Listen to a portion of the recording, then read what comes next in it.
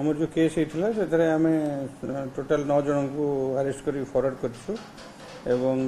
जो माने सप्लायर थे जो माने बिकुले समस्त को राउंड अप करा जो माने असुस्थ है मेडिकल चिकित्सित होते से अवस्था आस्ते आस्ते सुधरुची गतकाली 3 जन डिस्चार्ज होकर घर को जाइछन्ति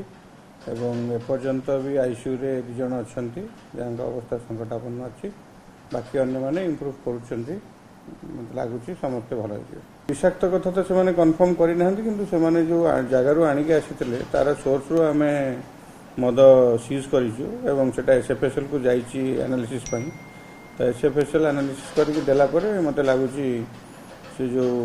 जना पड़ो कौन कंपाउंड अच्छी एवं से जो गोटे चेर कथा कहते से चेर आम एपर्यंत हस्तगत होना किंतु ताकू जहाँ लोकाली आम बुझिलु से बहुत दिन रू पकई आसुले तो किंतु को परिमाण रे कौन पकईले सेटा आमर से चेरटा खोजा चलती से कई अभियुक्त एपर्यंत देना तेणु से मिलला पर किंतु आम जो एवं पठेचु सैंपल पठेचु से भी आसी जाई पारे विषय भी पठाई तो कन्फर्म हो कौन थी हाँ अभियुक्त कही गोटे लोकल चेर गोटे मिसाऊले ताकू आम कि पाइलु ना ना रेड है घरे पाइलु ना कि से आइडेंटिफाई भी करें ना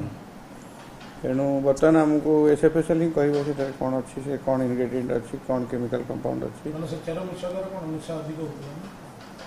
सेटा तो से कहलानी से कहला पेट सफा रहे माने बेटर हुए बोली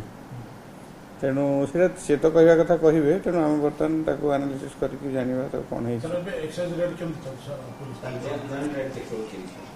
जॉइंट रेट भी होची आमर भी केस होची गत 5-7 दिन भितर आम पाखापाखि 15-17टा केस है आम जो जो आईडी पॉकेट्स अच्छी से पॉकेट आइडेंटिफाई करी रेड करुचु एवं प्रतिदिन पाखापाखि 1000-2000 लिटर मद पोच नष्ट होची एवं जहाँ खबर आम एक्ट करुचु एवं चिकिटी जरडा एवं दिगपहंडी जो 3टा एरिया अच्छी सेठी सफिशिएंट फोर्स दिखाई आईएससी मानक भी इंस्ट्रक्शन दिखाई डीजी सार भी गोटे इंस्ट्रक्शन अच्छी जे गोटे 7 दिन गोटे इलीगल लिकर रेड हम राज्य सारा चलती और आमर भी चलती।